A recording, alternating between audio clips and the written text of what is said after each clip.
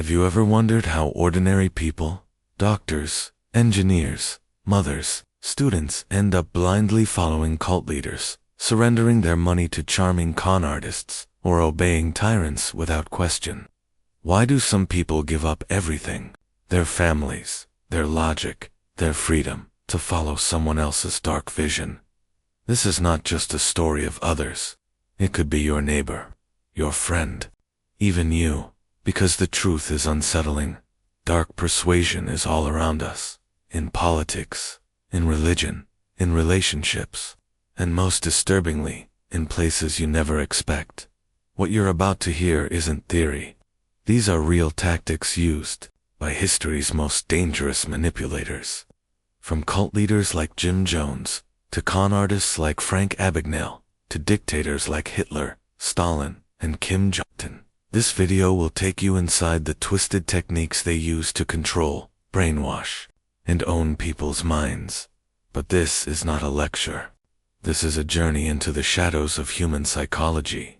A chilling yet eye-opening trip into the mechanics of manipulation, where language, fear, love, and identity are all just tools of control, and for your better understanding, and to help you protect yourself, we've divided this deep dive into carefully crafted chapters.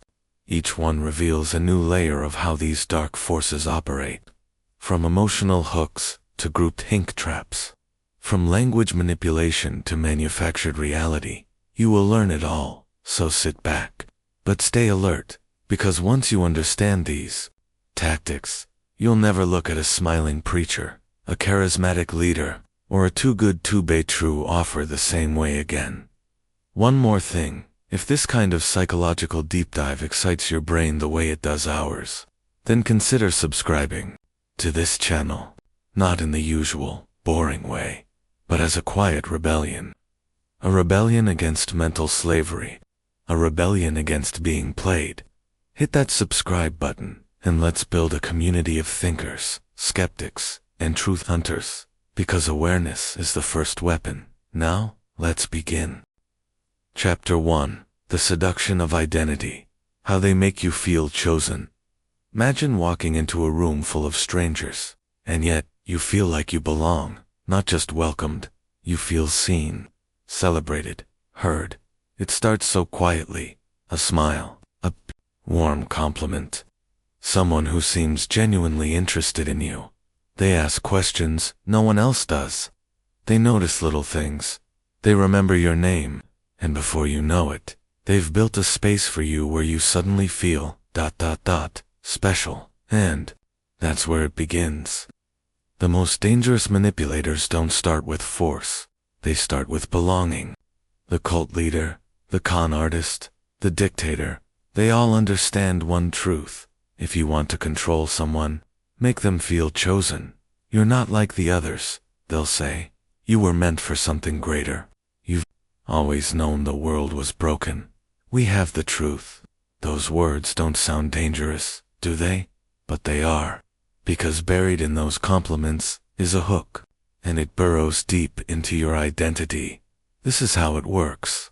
The first stage of dark persuasion isn't fear, it's seduction.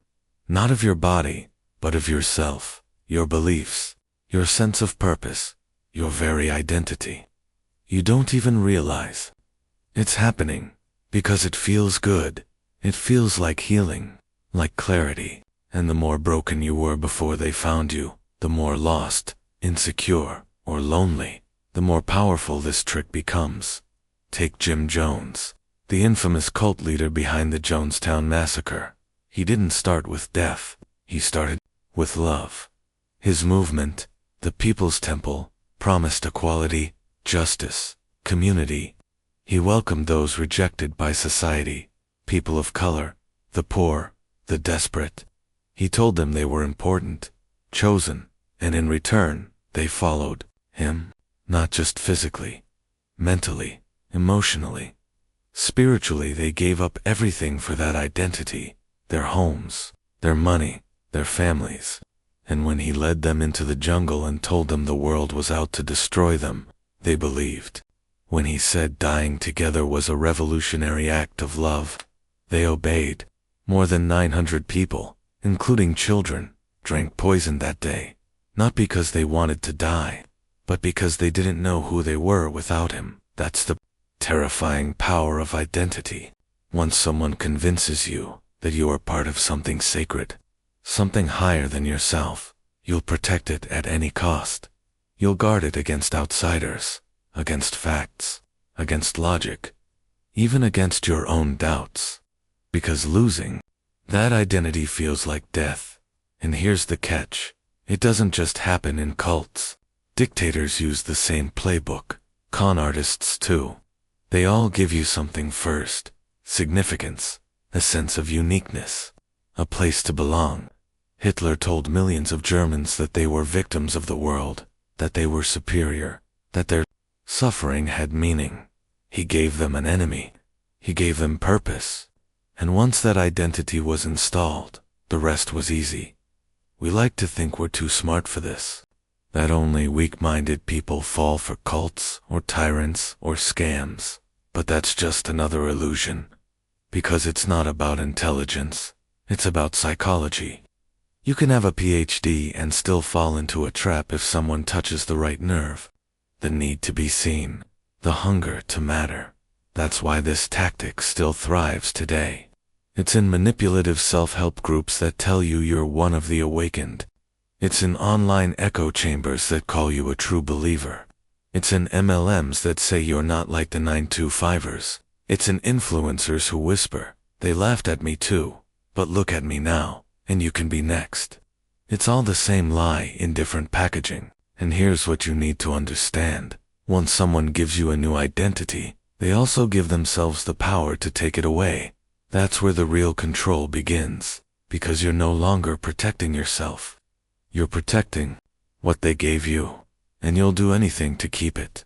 So how do you protect yourself from being manipulated this way?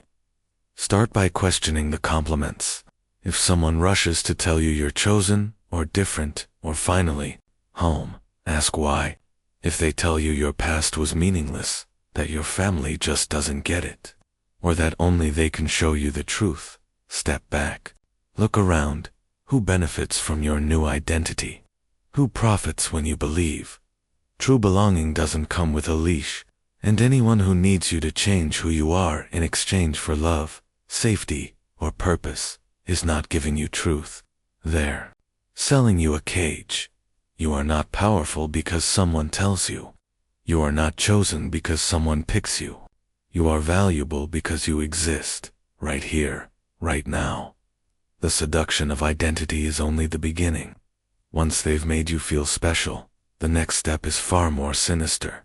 They begin to introduce fear, invisible enemies, hidden threats, and they promise they'll protect you, but only if you obey. And that, viewer, is exactly where we're going next. Coming up is Chapter 2. A place where logic dies and paranoia rules, where the powerful use fear as a leash, tightening it around your thoughts and emotions, until freedom becomes a word you forget how to define. Get ready for what comes next. Chapter 2. Manufactured fear, creating enemies to control your mind. Fear is the oldest form of control. Before there were governments, armies, or religions, there was fear. And to this day, it remains the most powerful tool in the manipulator's arsenal. Because fear makes us freeze. It makes us doubt ourselves. It makes us obey. Once they've made you feel special, once they've convinced you that you are chosen, the next move is to warn you. They begin to whisper about dangers, hidden enemies, people who want to tear down everything you now believe in. And just like that, the world shifts. It stops feeling open and begins to feel hostile. You stop asking questions and start seeking protection. And conveniently, the one who made you feel chosen is also the only one who can keep you safe. This is not an accident. It is by design. A carefully orchestrated transformation where curiosity becomes fear and independence becomes threat. You're told the world is dangerous, that your old friends can't be trusted, that your family is blind, that everyone who disagrees with the group is either evil or asleep. Slowly, your circle shrinks. Your sources of information are cut off, and all roads lead back to one voice, the leader. In cults, this voice often becomes divine. The leader isn't just a person anymore. They're a prophet, a savior, a light in the dark. Without them, you're lost. Outside them, there is only chaos. This isn't loyalty. This is dependency. And the more fear they feed you, the more tightly you cling. Jonestown wasn't built in a day. Jim Jones didn't begin with suicide drills. He began with fear. He told his followers that the American government was plotting against them, that their only chance of survival was to isolate, that enemies would come, and when they did, the group had to be ready to die together. Over time, his followers believed they were under siege, that outsiders were spies, that drinking poison was not surrender, it was liberation. But the enemy wasn't out there. It was the fear inside their minds, planted and watered by the very man they trusted to protect them. Dictators follow the same path. Think of Stalin. He ruled not through love, but through terror. He made people believe that the nation was infested with traitors, that anyone, even a neighbor or a friend, could be a secret enemy. So people turned on each other, not because they wanted to, but because fear demanded it. When you fear enough, you will betray anyone to survive. That is the level of control fear provides. And it's not just governments or cults. Con artists use fear constantly. They'll make you believe that your money is in danger, that your health is failing, that your time is running out. And right after the fear hits, they offer the solution. But the solution always comes with a cost, a payment, a sacrifice, a signature. And under fear, you don't think clearly, you react. That's exactly what they count on. Fear shortcuts the brain. It overrides logic. In times of fear, the rational mind shuts down, and the survival brain takes over. When you're scared, you don't analyze, you comply. You follow whoever promises safety. And manipulators know this. Modern fear tactics are even more subtle. They don't need guns or prison camps anymore. Just an algorithm, a headline, a viral video. They flood your feed with danger, crime, war, disease, collapse, until you feel that the world is burning. And then, someone steps up and says, "Follow me, I'll fix it." And people do. Not because they believe, but because they're scared. Fear creates followers. It turns thinkers into reactors. It dissolves personal power. When you're afraid, you stop trusting yourself. You trade freedom for security, rights for protection. And before you know it, the cage is complete. But the bars are invisible, built from headlines, speeches, groupthink, and constant anxiety. Some of the most powerful movements in history were built on manufactured fear. Hitler didn't just blame the Jews, he created an entire fantasy of national threat. He weaponized fear until people were ready to kill for safety. The same tactic was used during the Red Scare in America, where neighbors turned each other in, terrified of hidden communists. It's the same pattern, over and over again. Build fear. Name an enemy. Offer protection. Demand loyalty. Punish. Doubt. And here's what's terrifying. It still works. It works in extremist groups, in radical online forums, in conspiracy cults, in abusive relationships, in any system where one person or group claims they can keep you safe, but only if you surrender your mind. So how do you protect yourself? First, recognize the pattern. When someone constantly tells you that you're in danger, but only they can protect you, stop. Ask who benefits from your fear. Real truth doesn't require fear to spread. Manipulation does. Second, notice how fear changes your thinking. If you find yourself acting out of panic, making decisions that feel rushed, extreme, or desperate, step back. Fear is not a compass. It's a fog. And finally, remember that courage is not the absence of fear. It's the refusal to be ruled by it. You don't need someone to protect you from shadows they created. You need light. You need awareness. And most importantly, You need to believe that your own mind is enough. Fear is only power when it's hidden. When it's exposed, it loses control. In the next chapter, we'll dive into the next evolution of manipulation. Because once they've made you feel chosen, and once they've trapped you in fear, the next move is to flood you with information, but not to inform you, to confuse you, to overload your brain until truth becomes impossible to see. It's called cognitive saturation, and it's how they make sure you never think clearly again. Chapter 3. Mental overload. How they flood your mind to disable critical thinking. Once you've been made to feel special, and fear has quietly taken its place in your heart, the final wall standing between you and full control is your ability to think clearly, and that's exactly what they come for next. But they don't take it with force. They drown it. This tactic is called cognitive saturation. The goal isn't to hide the truth, it's to bury it beneath an avalanche of half-truths, distractions, contradictions, slogans, statistics, and emotional noise. The result? You stop trying to make sense of anything at all. It begins with constant stimulation, endless speeches, repeating slogans, conflicting rules, shifting definitions. One moment, they say one thing, the next, they say the opposite, and then they say both were true all along.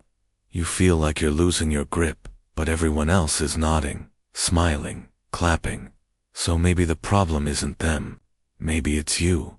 That's the trap. The more confused you feel, the more dependent you become. You stop trusting your own judgment and start leaning on theirs. And that's exactly the point. When the mind is overwhelmed, it doesn't analyze. It surrenders. It picks the loudest voice, the clearest face, the hand that promises safety, even if it's the hand that pushed you into the chaos in the first place. This isn't new. Cults have used this tactic for decades. Long, rambling sermons, strange rituals, rapid mood changes, one moment joy, the next fear, then love, then punishment. The emotional chaos keeps the mind spinning. It's like a psychological blender. Turn it on high enough, and all resistance becomes mush. Dictators are masters of this. They flood media with speeches, parades, press releases, emergency declarations, sudden law changes, and national tragedies, real or staged. The goal is to exhaust the population. When people are emotionally drained and intellectually overloaded, they don't rebel. They comply, not because they believe, but because they're tired. Think of Orwell's concept of doublethink. The ability to hold two contradictory beliefs and accept both as true. That's not just fiction. That's psychological warfare. And it's real. Modern media environments do this too. You wake up and check the news. Crisis, outrage, celebrities, scandals, 5 opinions in 2 minutes. You scroll social media. 10 new things to fear. 20 things to buy. 100 people shouting. No silence. No stillness. No space to think. And then someone whispers, "This is the truth." And you believe them. Not because it makes sense, but because your brain is drowning and they offer you something, anything, solid to grab onto. This tactic is also used by con artists. They'll overwhelm you with charm, with fast talk, with technical jargon, with emotional appeals. They'll give you a document with 20 pages of fine print, bury the danger in the middle, and ask you to sign quickly. You do, because you're overwhelmed, you're tired. You don't want to seem stupid or slow. And in that moment, they win. The cruel genius of cognitive overload is that it disguises itself as choice. You feel like you're being educated, involved, aware, but you're not. You're being disoriented. 1,000 messages, but no clarity. 100 options, but no freedom. And the moment you surrender your clarity, they fill the gap with obedience. So, how do you fight back? Silence is your first weapon. Step back, breathe, disconnect. Don't let the flood carry you away. Ask, what is being repeated? What is being contradicted? Who benefits from the confusion? Clarity is your second weapon. Keep your mind trained on core principles, simple truths, personal values. If someone or something constantly shifts reality on you, they're not leading you, they're breaking you. And finally, never mistake volume for truth. Just because something is loud, everywhere, emotional, or urgent, doesn't mean it's real. A calm mind is a dangerous thing to manipulators, because a calm mind can see the trap. And the moment you see the trap, it no longer works. They made you feel special. They made you afraid. They flooded your thoughts. But the next step is the darkest yet, because once your sense of reality is broken, they will begin to rewrite it completely. Coming up next, Chapter 4, where we'll expose how cults, con artists, and dictators don't just bend the truth, they erase it and replace it with their own. Are you ready to see how deep the manipulation truly goes? Chapter 4, Reality Rewritten, how they replace truth with fiction. What happens when truth no longer feels solid? When facts shift like sand under your feet, and reality becomes something negotiable. That's not an accident. That's the plan. Because once the mind has been saturated with noise, confusion, and fear, the final tactic begins. It's the most terrifying of them all. Not because it's loud, but because it's quiet, patient, precise. It doesn't just influence how you think. It rewrites what is real. Rewriting reality is the holy grail of dark persuasion. Cult leaders, tyrants, and con artists don't just want your loyalty. They want your memories, your beliefs, your sense of what actually happened, and they begin by erasing the past. Historical revisionism is their favorite tool. The dictator removes events from textbooks. The cult leader denies abuse that happened last week. The manipulator says, "That's not what I said," even though you heard it with your own ears. And the more they repeat the new version, the more people start to accept it. Even you. Because memory is not a file, it's a story, and stories can be edited. In cults, this is seen in its purest form. Members are told they misunderstood the past, that their old lives were empty, meaningless, sinful. The leader becomes the center of all things, the source of love, truth, and purpose. Over time, people forget who they were before. Their former self becomes a ghost, vague, distant, wrong. Jim Jones told his followers their families were brainwashed. He said America was full of lies, that only he knew the truth. And so when he twisted that truth, when he said suicide was not death but a victory, they believed, because the real world was long gone in their minds. All that was left was his version. Dictators do this on a national scale. They rewrite speeches, burn books, control media. They turn history into myth, and myth into weapon. Stalin removed his enemies from photographs, literally erasing them from existence. North Korea teaches children that Kim Jong-il could control the weather with his mind. It sounds absurd, until you realize those children have never been told otherwise. Truth dies not with a scream, but with silence. But there's another level, even more insidious, when they start implanting false memories. A manipulator will say, "Don't you remember? You agreed to this." And you don't, but you start to question yourself. Maybe you forgot. Maybe you misunderstood. Maybe it's your fault. That's called gaslighting. And it works because it makes you doubt the only thing they can't. Directly control your own mind. Over time, you begin to lose trust in yourself. You hand over your reality to someone else, not because they proved anything, but because they were confident and repeated it enough. And the moment you stop trusting your senses, your memory, your judgment, you are theirs. Completely. This is how people commit crimes they never imagined. How they cut off family. How they believe lies that are obvious to everyone else. Their compass isn't broken. It's been recalibrated by someone else. You might think, that could never happen to me. But the truth is, it already does, in small ways, every day. Advertisers do it. Politicians do it. Social media does it. Repetition turns fiction into fact. Emotion overrides evidence. Popularity becomes proof. And then one day, you believe something, and you don't even know where it came from. So how do you protect your mind? Start by keeping a journal. Not for the world, for yourself. Write down what you believe, what you experience, what you know to be true. In times of confusion, revisit those pages. Let your own voice remind you who you are next. Beware of those who constantly revise the past, who say, "That never happened," or "I never said that," when you clearly remember otherwise.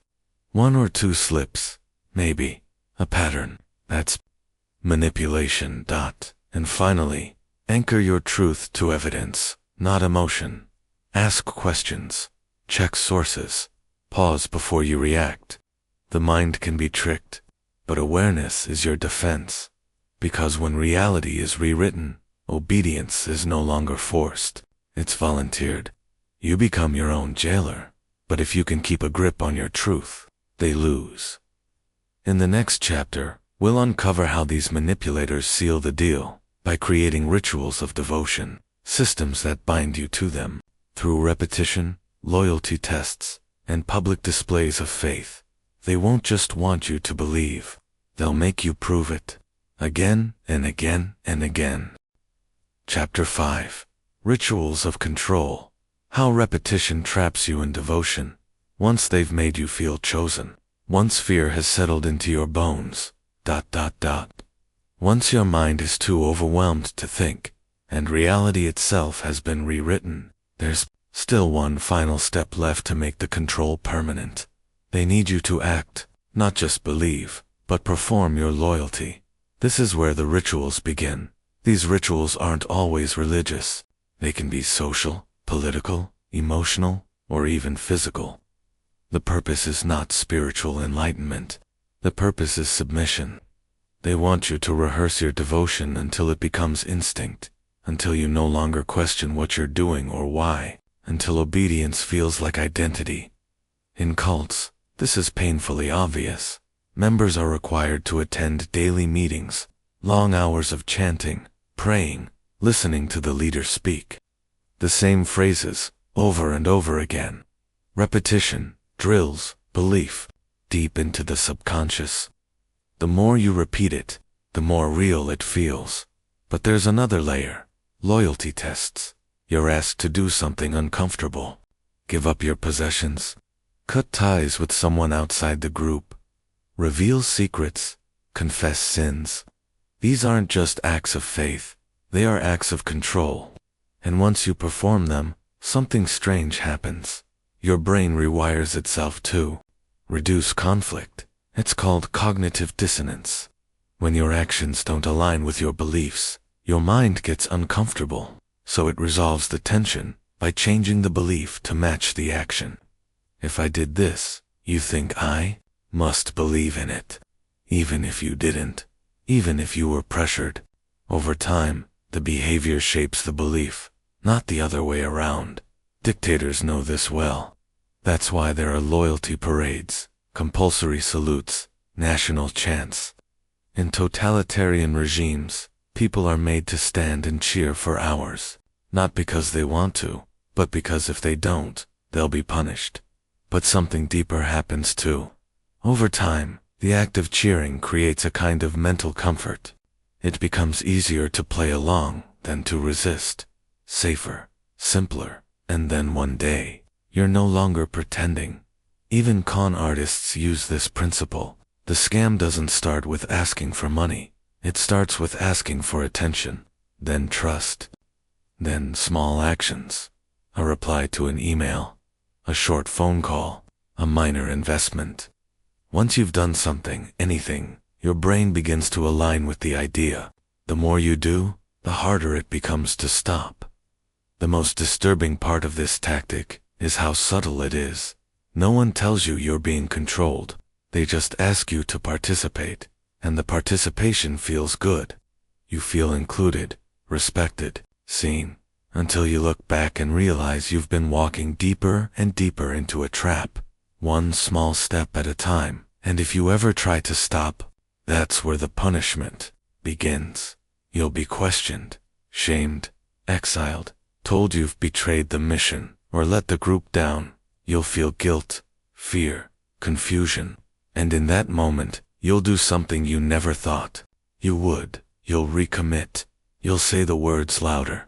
You'll go along harder. Not because you believe more, but because you're afraid to feel alone again. This is how rituals become cages. The act of devotion replaces critical thought. The performance becomes the prison. And the scariest part, the bars aren't visible. You built them yourself, one ritual at a time. So how do you recognize when this is happening? Ask yourself, what am I doing that I never questioned? What routines feel more sacred than true? Who benefits from my repetition? If the answer always leads back to a single voice, a single group, a single leader, step back. Repetition without reason is not discipline. It's programming. You're allowed to change your mind. You're allowed to ask questions. You're allowed to say no. True belief can withstand doubt. Manipulation cannot. In the next chapter, we'll look at the emotional chains that make people stay, even when they know something is wrong. Because once you've given your time, your energy, your trust, walking away becomes the hardest thing of all. Chapter 6. Emotional Chains. Why people stay even when they want to leave. At some point, the mask starts to slip. The leader shows their flaws. The promises begin to crack. The fear grows heavier than the hope. And in a rare flickering moment of clarity, something deep inside you whispers, this isn't right. But still, you don't leave. Why? Because by now, it's not just about belief, it's about emotion. You've invested too much. You've given too much. You've tied yourself to something that's now beginning to hurt you. And the pain doesn't push you out. It pulls you in deeper. This is the emotional chain, and it is one of the most powerful forms of psychological captivity in every cult, scam, and dictatorship. There comes a time when people begin to suspect the truth. But instead of running, they double down, not because they're weak, but because they're human. You've already told your friends this is the answer. You've posted about it online. You've cried in the meetings. You've called the leader family. You've convinced your own heart that this is your purpose. To admit you were wrong would mean collapsing the entire identity you've built. And that kind of emotional collapse feels like death. This is what cult leaders and manipulators count on. They know that pain binds people, so they create systems of emotional debt. Every kindness you receive becomes a weight on your chest. Every time they forgave you, or saved you, or understood you when no one else did, it becomes a chain. You feel you owe them your loyalty, even if they hurt you, even if they lie. It's the same in abusive relationships. The person who harms you is also the one who holds you afterward. The one who yells is also the one who cries and says they love you, and that contradiction creates confusion, emotional captivity. In cults, they call it love bombing. In scams, it's flattery and charm. In politics, it's national pride. But underneath all of it is guilt. Guilt for questioning. Guilt for leaving. Guilt for thinking of yourself. They make you believe that disobedience is betrayal. That doubt is weakness. That walking away means you're a traitor, a coward, or a fool. So even when your gut is screaming, you silence it. Because staying, even in pain, feels safer than facing the shame of walking away. And what's worse, you're not just afraid of losing the group. You're afraid of losing yourself. Because after so much time, your identity and theirs are woven together. If you leave, who will you be? This is why survivors of cults often say the hardest part wasn't escaping physically. It was escaping emotionally. Letting go of the belief that they needed someone else to give them worth. So how do you break the emotional chains? First, you have to allow yourself to grieve. Because leaving something manipulative doesn't feel like freedom at first. It feels like loss. like heartbreak, like failure, but you didn't fail. You woke up next. Give yourself permission to be confused. You won't have all the answers right away. And that's okay. You don't need to replace the old system with a new one overnight. You just need to trust that your mind is your own again. And finally, seek connection. Not to a new savior, not to another truth, but to real, honest, human support. People who listen, who don't demand loyalty, who don't try to fix you. Leaving manipulation is not just about walking away. It's about coming home to yourself. The emotional chains are real, but they can be broken. And once they are, you begin to remember who you were before the control, and more importantly, who you can become now. In the next chapter, we'll explore the rarest and most dangerous kind of manipulator, the one who doesn't just believe their own lies, but truly lives them, the narcissistic messiah, the charismatic destroyer, the leader who believes they are not just powerful, but sacred. Chapter 7. The Narcissistic Messiah. When delusion becomes doctrinesome, manipulators know they're lying. They play the game with cold calculation. They tell you what you want to hear, because they want something: your money, your loyalty, your body, your silence. But there's a more terrifying kind of leader, the kind that doesn't just tell the lie, but believes it. This is the narcissistic messiah. They aren't just convincing others, they're convinced themselves. They truly believe they are chosen, called, divine, that their words are truth, that their thoughts are revelation, that their power is not just earned, but destined, and to the people around them, this confidence is magnetic, unshakable. They speak like prophets. They command like kings. They walk into a room, and suddenly, everything orbits around them. It doesn't matter if what they're saying makes sense. It only matters that they believe it so completely, others begin to believe it too. That's how delusion becomes doctrine. It begins with grand statements. I was sent here to awaken the world. I have visions. I alone know the truth. And when people don't question it, when they nod, clap, or follow, the fantasy grows stronger. The narcissistic messiah feeds on devotion. Every yes builds their sense of superiority. Every follower becomes a mirror reflecting their imagined greatness back at them. But here's the danger. When a narcissist is empowered by belief, they stop seeing people as people. They see them as tools, pawns, extensions of their will, and the more devotion they receive, the less empathy they feel. Anyone who questions them becomes an enemy. Anyone who leaves becomes a traitor. And any failure becomes someone else's fault. This is how cults transform from strange gatherings into deadly empires. Because when a narcissistic messiah believes they are right, no matter what, they will stop at nothing to protect their illusion, even if it means silencing, shaming, abusing, or killing. Jim Jones believed he was a god. His followers didn't just obey him, they worshipped him. And when he sensed the empire crumbling, he didn't admit defeat.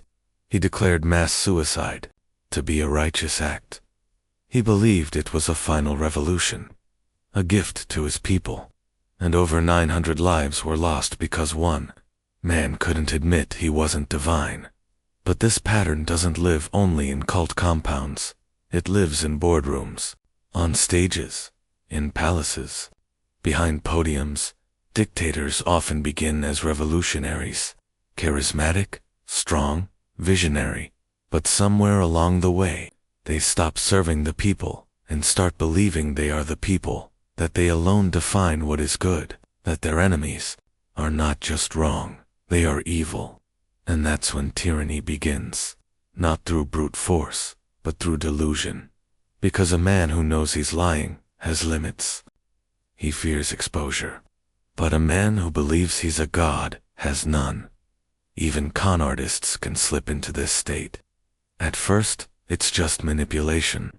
But over time, as their scams succeed, as people shower them with praise, as money pours in, they start to believe they really are brilliant, deserving, special, above consequences. And that's when the lies spiral. That's when they stop hiding. That's when they become reckless and dangerous. So how do you recognize a narcissistic messiah? They never apologize. They never doubt themselves. They speak in absolutes. They divide the world into worshippers and enemies. They rewrite the rules to protect themselves. And when they fall, they take people down with them. If you ever feel like someone has all the answers, like they are perfect, untouchable, incapable of being wrong, that's not leadership. That's illusion. And if they demand total devotion, if they need to be praised, followed, defended at all costs, run. That's not love. That's control. The narcissistic messiah doesn't care about you. They care about being seen through you. Your life becomes the currency they use to buy their fantasy, and once they've pulled you into their orbit, it's hard to escape, because the light is bright. The promises are huge. The love feels divine. But all of it is fake. Not because the emotions weren't real, but because the source was. They aren't gods. They aren't saviors. They aren't messengers of light. They're human, flawed, fragile, frightening, and behind the performance is a person who can't survive without your belief. That's why they hold on so tightly. That's why they punish so hard. That's why they destroy what they can't control. Because without your worship, they are just a man in the mirror, afraid to see who they really are. In the next chapter, we'll explore what happens when the illusion breaks, when the cult collapses, when the leader falls, when the truth finally returns, and what it takes to survive the wreckage. Chapter 7. The Narcissistic Messiah. When delusion becomes doctrine.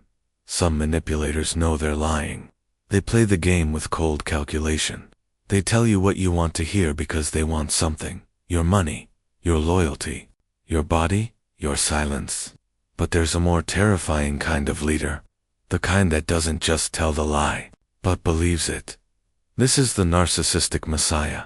They aren't just convincing others, they're convinced themselves. They truly believe they are chosen, called, divine, that their words are truth, that their thoughts are revelation, that their power is not just earned, but destined. And to the people around them, this confidence is magnetic, unshakable. They speak like prophets. They command like kings. They walk into a room, and suddenly everything orbits around them. It doesn't matter if what they're saying makes sense. It only matters that they believe it so completely. Others begin to believe it too. That's how delusion becomes doctrine. It begins with grand statements. I was sent here to awaken the world. I have visions. I alone know the truth. And when people don't question it, when they nod, clap, or follow, the fantasy grows stronger. The narcissistic messiah feeds on devotion. Every yes builds their sense of superiority. Every follower becomes a mirror reflecting their imagined greatness back at them. But here's the danger. When a narcissist is empowered by belief, they stop seeing people as people. They see them as tools, pawns, extensions of their will. And the more devotion they receive, the less empathy they feel. Anyone who questions them becomes an enemy. Anyone who leaves becomes a traitor. And any failure becomes someone else's fault. This is how cults transform from strange gatherings into deadly empires. Because when a narcissistic messiah believes they are right, no matter what, they will stop at nothing to protect their illusion, even if it means silencing, shaming, abusing, or killing. Jim Jones believed he was a god. His followers didn't just obey him, they worshipped him. And when he sensed the empire crumbling, he didn't admit defeat. He declared mass suicide to be a righteous act. He believed it was a final revolution, a gift to his people. And over 900 lives were lost because one man couldn't admit he wasn't divine. But this pattern doesn't live only in cult compounds. It lives in boardrooms, on stages, in palaces, behind podiums. Dictators often begin as revolutionaries, charismatic, strong, visionary, but somewhere along the way, they stop serving the people and start believing they are the people, that they alone define what is good, that their enemies are not just wrong, they are evil. And that's when tyranny begins. Not through brute force, but through delusion. Because a man who knows he's lying has limits. He fears exposure. But a man who believes he's a god has none. Even con artists can slip into this state. At first, it's just manipulation. But over time, as their scams succeed, as people shower them with praise, as money pours in, they start to believe they really are brilliant, deserving, special, above consequences. And that's when the lies spiral. That's when they stop hiding. That's when they become reckless and dangerous. So how do you recognize a narcissistic messiah? They never apologize. They never doubt themselves. They speak in absolutes. They divide the world into worshippers and enemies. They rewrite the rules to protect themselves. And when they fall, they take people down with them. If you ever feel like someone has all the answers, like they are perfect, untouchable, incapable of being wrong, that's not leadership. That's illusion. And if they demand total devotion, if they need to be praised, followed, defended at all costs, run, that's not love. That's control. The narcissistic messiah doesn't care about you. They care about being seen through you. Your life becomes the currency they use to buy their fantasy. And once they've pulled you into their orbit, it's hard to escape, because the light is bright. The promises are huge. The love feels divine. But all of it is fake. Not because the emotions weren't real, but because the source was. They aren't gods. They aren't saviors. They aren't messengers of light. They're human, flawed, fragile, frightening, and behind the performance is a person who can't survive without your belief. That's why they hold on so tightly. That's why they punish so hard. That's why they destroy what they can't control. Because without your worship, they are just a man in the mirror, afraid to see who they really are. In the next chapter, we'll explore what happens when the illusion breaks, when the cult collapses, when the leader falls, when the truth finally returns, and what it takes to survive the wreckage. Chapter 8. After the fall, surviving the collapse of everything you believed. What happens when the mask shatters? When the voice that once felt divine begins to sound hollow? When the rules you lived by, fought for, cried over, collapse overnight? This is the moment no one prepares for. Not the cult leaders. Not the dictators. Not the followers. Because when a system built on control begins to crumble, so do the people trapped inside it. Sometimes, the collapse comes suddenly. A scandal breaks. An arrest is made. A truth leaks. The leader is exposed. Other times, it's slower. A steady unraveling. A crack here. A contradiction there. Whispers of doubt that grow louder with each passing day. But whether fast or slow, the collapse is never clean. It's devastating. Not just because a structure falls, but because it takes with it the very foundation of your identity. Imagine waking up one day and realizing the last 5 years of your life were built on lies. That the person you trusted most was using you. That the sacrifices you made, the friends you cut off, the dreams you gave up, the pain you endured, were all for someone else's illusion. The grief is overwhelming, and make no mistake, it is grief. You're not just leaving a belief system. You're mourning it. You're burying a part of yourself. And no one sees the funeral. You try to talk about it, but people don't understand. They say things like, "Why didn't you just leave?" Or "I would have seen through that." They don't know that leaving is only half the battle. The harder part is surviving what comes after. The silence, the guilt, the shame. You start to question everything. Was any of it real? Who am I without them? How did I not see it? And the most painful question of all, did I help hurt others? Because in every manipulative system, good people are turned into tools. They recruit others. They spread the message. They enforce the rules. Not out of malice, but out of belief. And when the truth comes out, that belief turns into a wound. But here's what you need to hear. You are not stupid. You are not broken. You are not weak. You are human. You were targeted because of your empathy, because of your hope, because you wanted to believe in something bigger than yourself. That is not a flaw. It is a gift, and it can still be yours once you learn to protect it. Recovery doesn't happen all at once. There are days when you'll feel strong, and days when you'll want to crawl back, not to the group, but to the feeling it gave you. Safety, clarity, purpose. But those feelings were always yours. They were just hijacked. Now, you get to reclaim them. Start with silence. Not the silence of shame, but the silence of healing. Listen to your own voice again. Not the slogans, not the doctrine, not the guilt. You then seek others who've walked this path. There are more of them than you think. Survivors, not just of cults, but of toxic ideologies. Abusive mentors, manipulative communities.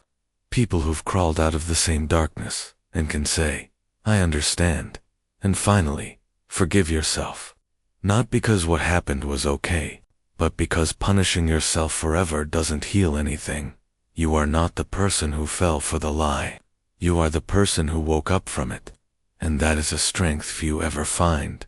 In the final chapters ahead, we'll uncover how these systems keep rising again and again. How the tactics evolve. How the faces change. But the darkness stays the same. We'll show you how to recognize the signs before it's too late. Because awareness isn't just protection, it's power. Chapter 9. The Digital Cult. How modern manipulators infiltrate your mind. Without walls. The cults of the past needed land. A compound. A temple. A bunker in the woods.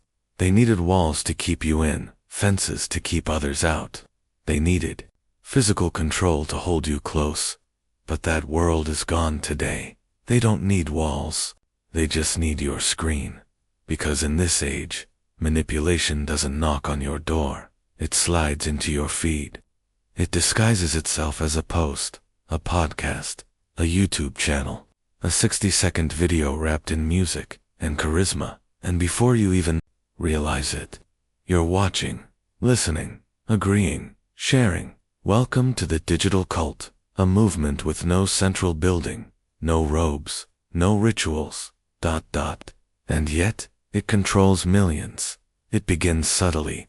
An algorithm shows you something emotional. Maybe it angers you.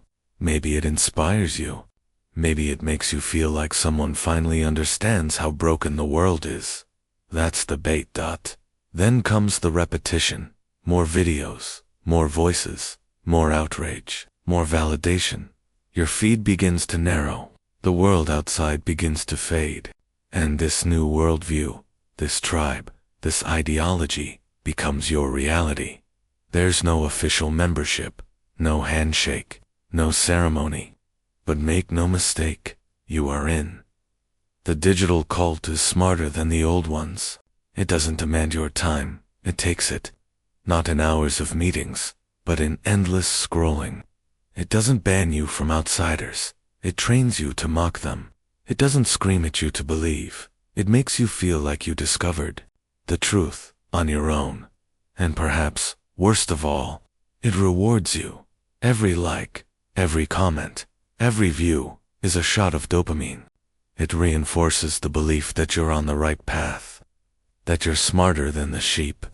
That you've woken up while the rest of the world sleeps. But this awakening is a trap. Because like all cults, the digital version thrives on us versus them. It makes you feel like part of a chosen few. And anyone who questions the narrative becomes the enemy, the traitor, the bot, the brainwashed sheep. And when that line is drawn, critical thinking dies. You don't examine facts anymore. You memorize phrases. You don't debate, you attack. You don't reflect, you repost.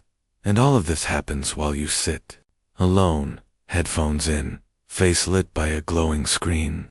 No leader in sight, no rules spoken aloud. Just endless, hypnotic content. Drilling the same ideas into your brain from 100 angles. And the terrifying part, you still feel free. That's the genius of it. You feel more independent than ever, while being more controlled than ever. Because the cult isn't in a compound. It's in your pocket, in your recommended list, in your TikTok For You page, in your carefully curated echo chamber. And it knows you better than any cult leader ever could. It knows your fears, your desires, your insecurities. It knows what makes you angry, what makes you click, what makes you stay. And it uses all of that, not to enlighten you, but to hold you. So how do you escape a cult with no walls?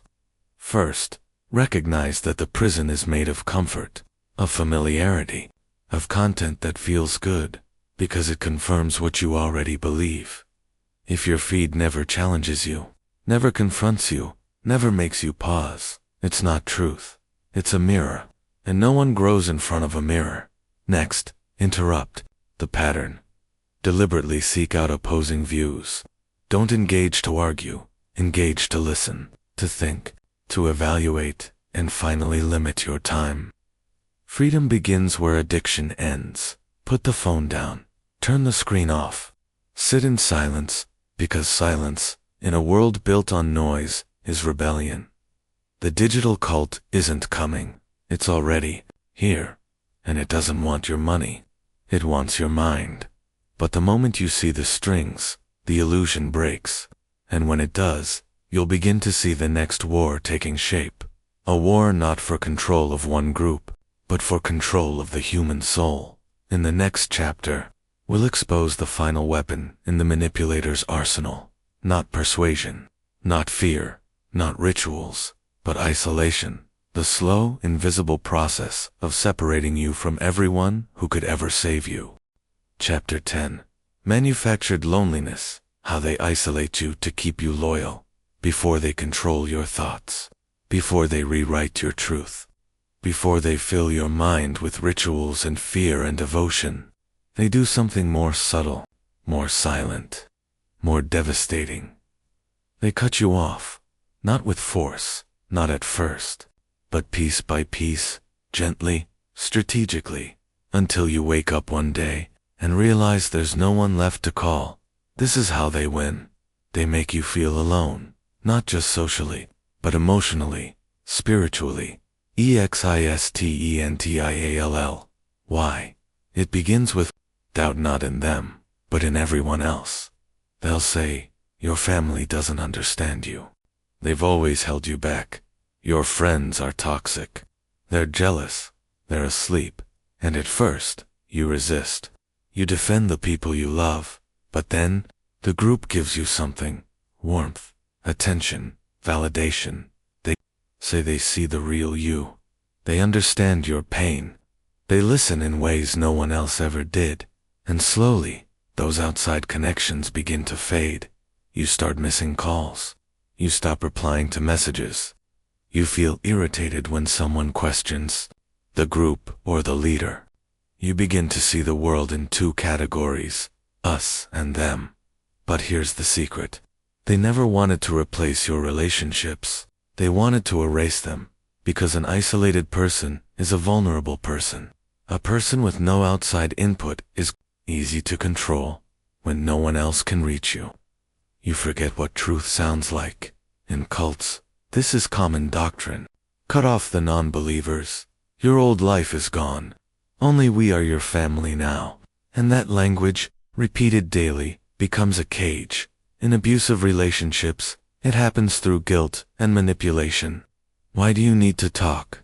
To them, I thought I was enough for you. They never supported us anyway. And in digital echo chambers, it happens through algorithms. You're shown more of what you agree with, and less of what challenges you. Your world gets smaller, and you don't even notice until disagreement feels like violence. This isolation doesn't always feel lonely at first. It feels like clarity, like purpose, like devotion. But over time, it becomes suffocating. Because when you need help, there's no one to call. When you have doubts, there's no one to ask. When you feel scared, you only have them. And they use that dependency to tighten the grip. They say, "See, no one else stayed. No one else believed in you. Only us, only me." And in your heart, you know it's not right, but the fear of being truly alone is stronger than the discomfort of being controlled. So you stay, you nod, you obey, you perform, you hide your doubts, and your world becomes very, very small. But here's what they don't tell you. The isolation is an illusion.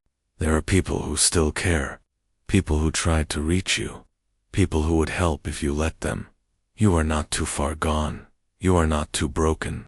You are not alone. Yes, rebuilding relationships takes time. Some bridges may be burned. Some doors may be closed. But healing is possible, and it starts with one act of courage. Speak. Send the message. Make the call. Tell the truth, even if your voice shakes. Especially if your voice shakes, because the moment you speak outside, the system, the chains begin to crack.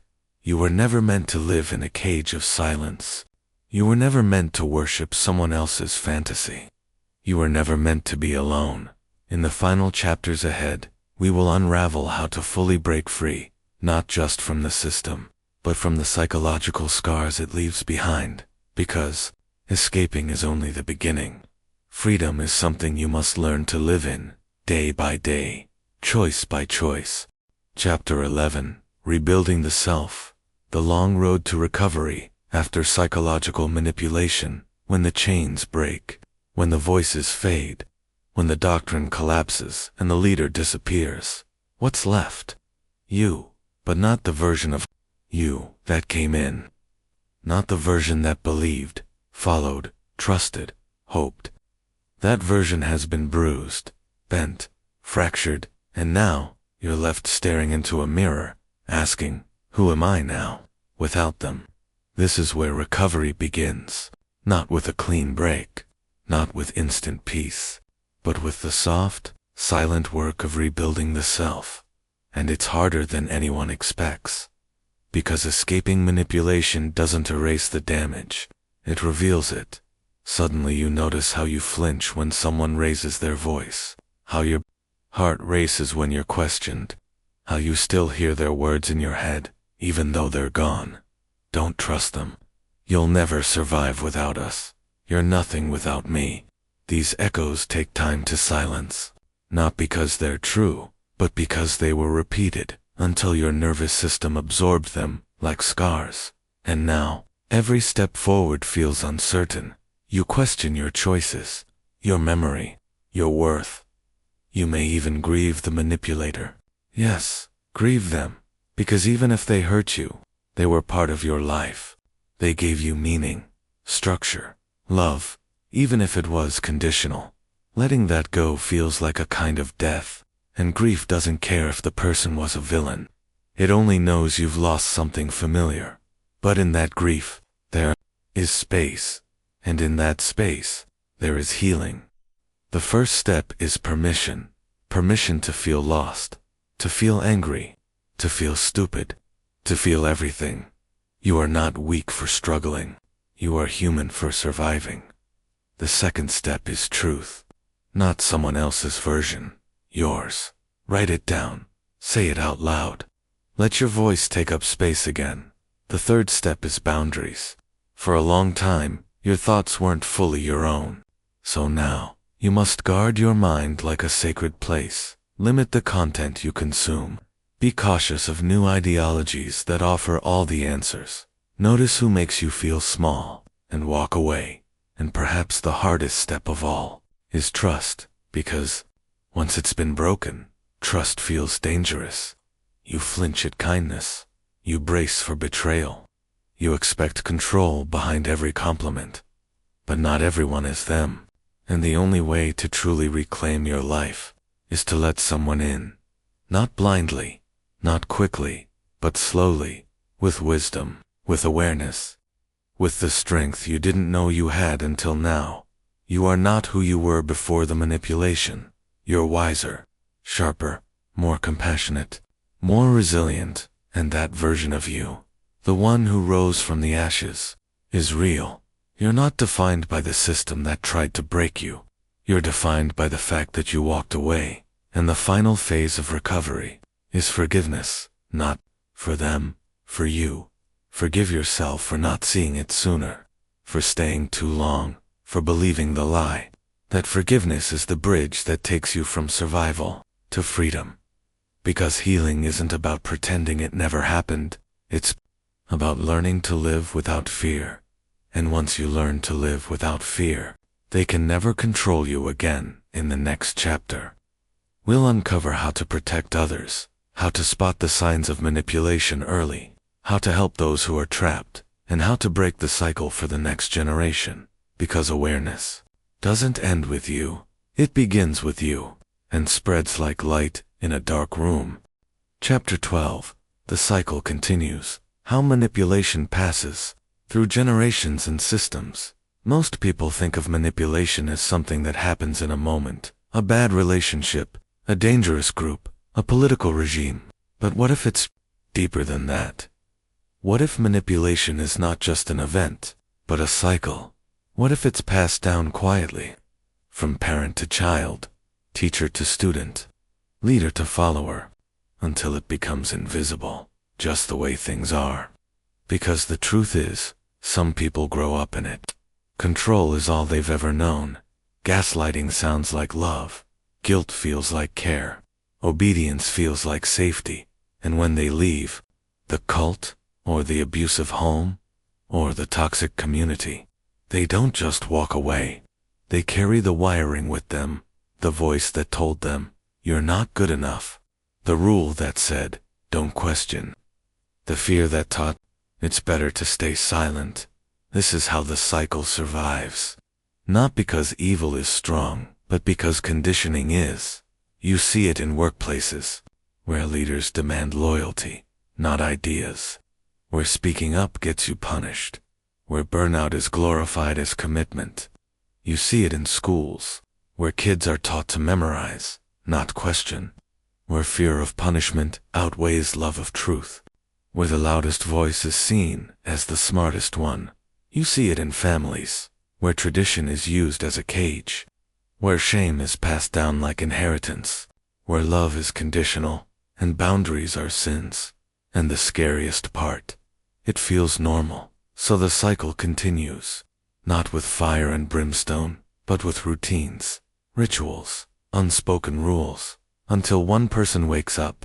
That's where it ends. That's where it breaks. That's you.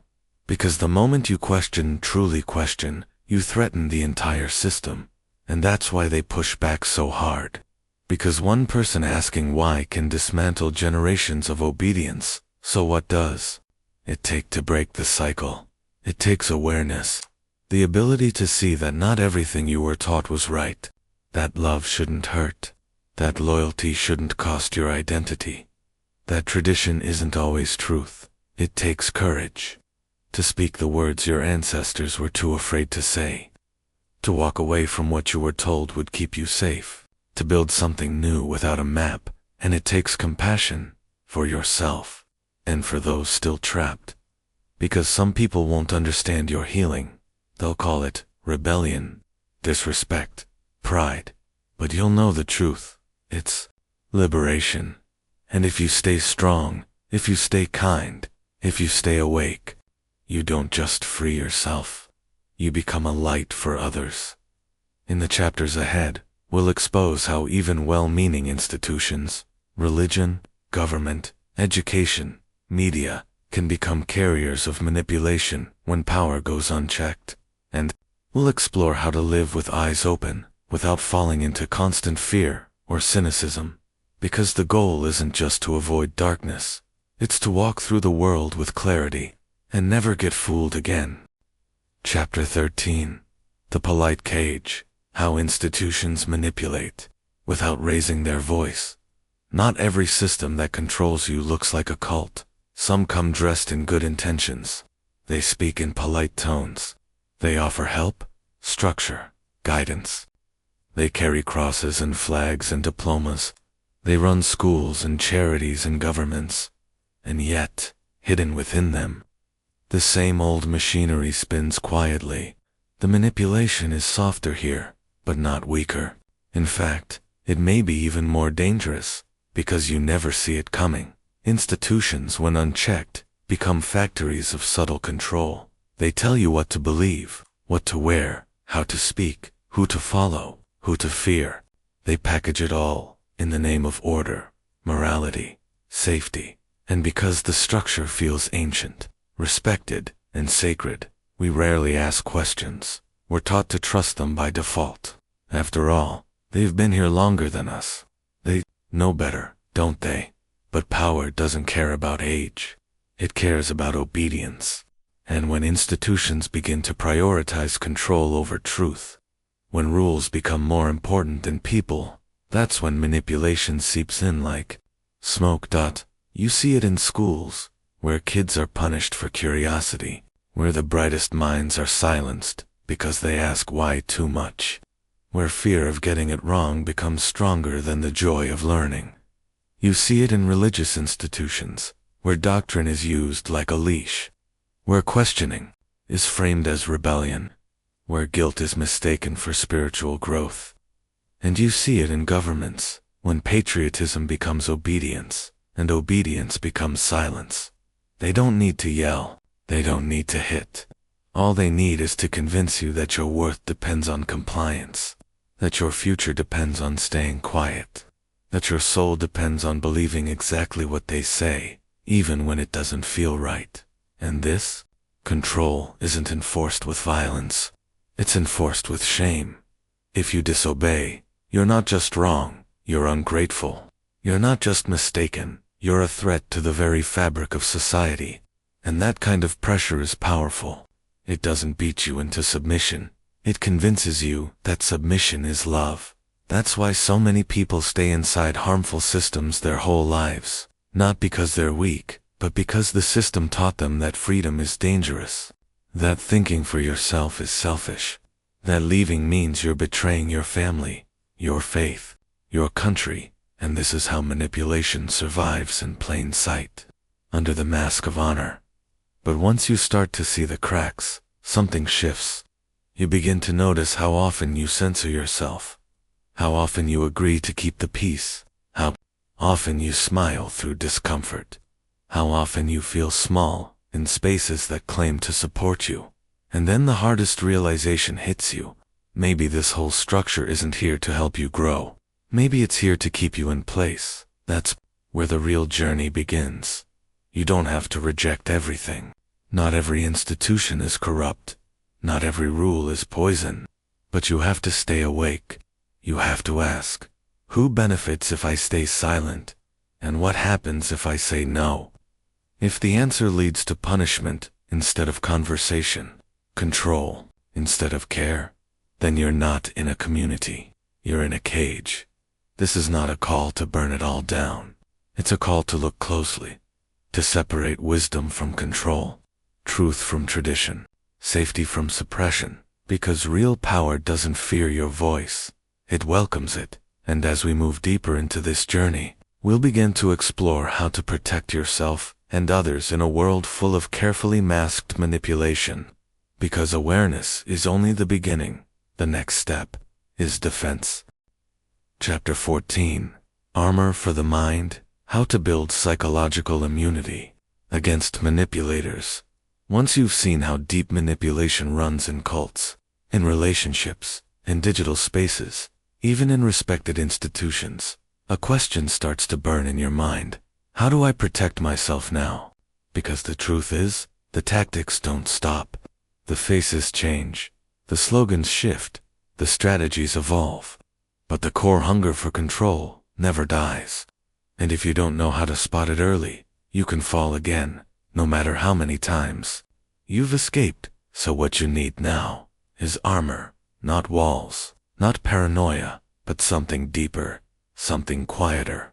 A kind of psychological immunity, the ability to recognize manipulation before it sinks into your beliefs.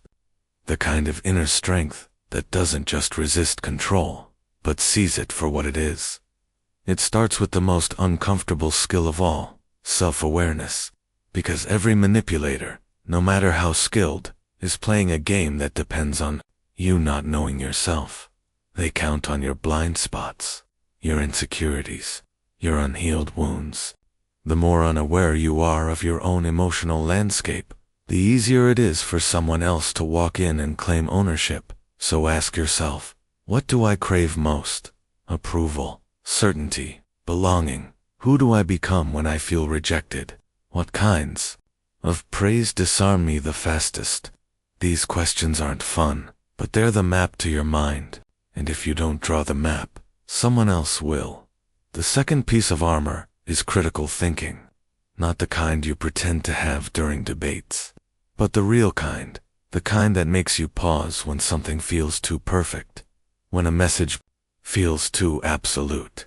When someone says, "We're the only ones who know the truth," that's a red flag. Because truth, by its very nature, invites doubt, invites questions. If someone gets angry when you ask why, they're not teaching. They're controlling. Third comes boundary setting. It sounds simple. But after years of manipulation, even saying no can feel like violence. That's how deep control runs. But boundaries are the immune system of the soul. They're not about keeping people out there, about keeping yourself intact. Practice saying no. Practice walking away. Practice not explaining yourself to people who demand more than they give. Every time you protect your time, your energy, your peace, you strengthen your immunity. The fourth layer is community. Isolation is the playground of manipulators.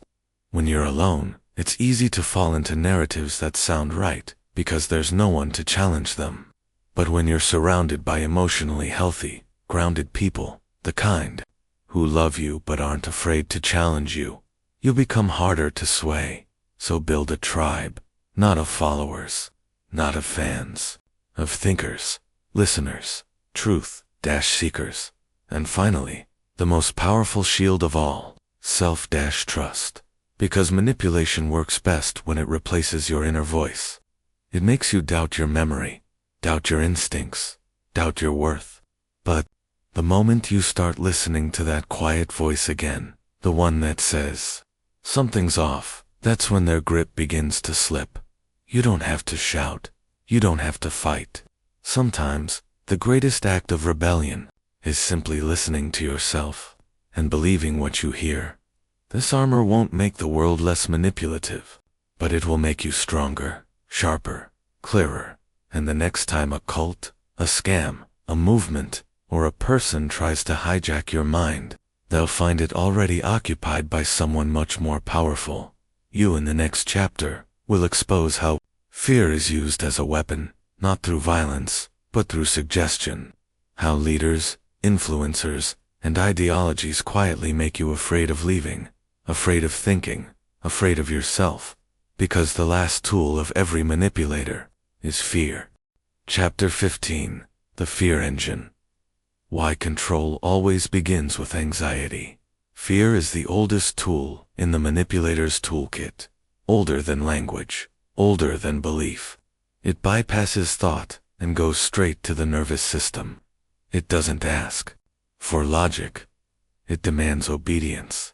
And when fear is turned into a system, it becomes the invisible engine that drives every cult, every dictatorship, every toxic ideology you've ever seen.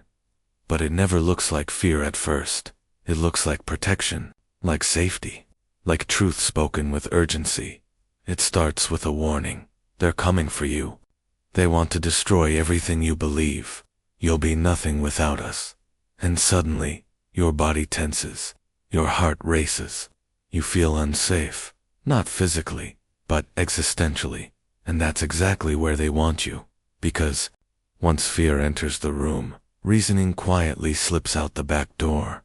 You're no longer thinking, you're reacting. You're not examining, you're choosing sides. You're not questioning, you're grabbing onto the loudest voice that promises to keep you safe.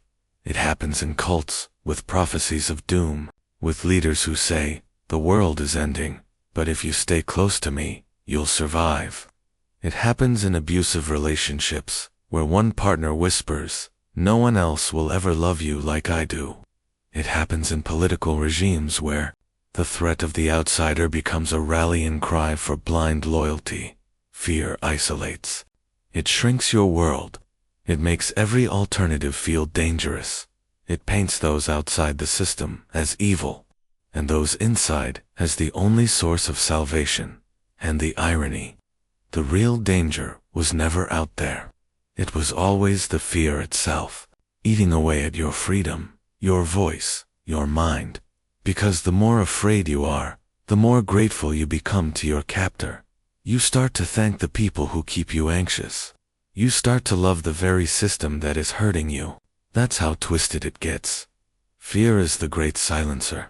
It keeps you from asking, "Is this right?" It convinces you that your discomfort is just weakness, that your doubt is betrayal, that your instincts can't be trusted. And so, the manipulator thrives not because they are strong, but because you've been convinced that you are not. But fear doesn't need to rule you. You can feel it, and still move forward. You can notice it, and still think clearly. You can question, even while trembling. The antidote to fear isn't fearlessness, it's awareness. The moment you realize that the fear was placed there, on purpose, that it was manufactured to control you, it begins to lose its grip. Ask yourself, who benefits from my fear? Who profits when I feel unsafe? Who do I turn to when I panic? And are they the same ones who caused the panic in the first place? If the answers keep circling back to the same voice, the same leader, the same system, you are not being protected. You are being imprisoned. But fear is not your enemy. It's a signal, a blinking red light in your brain saying, pay attention. Don't run from it. Stand still, feel it, question it, and then choose, not out of terror, but out of truth.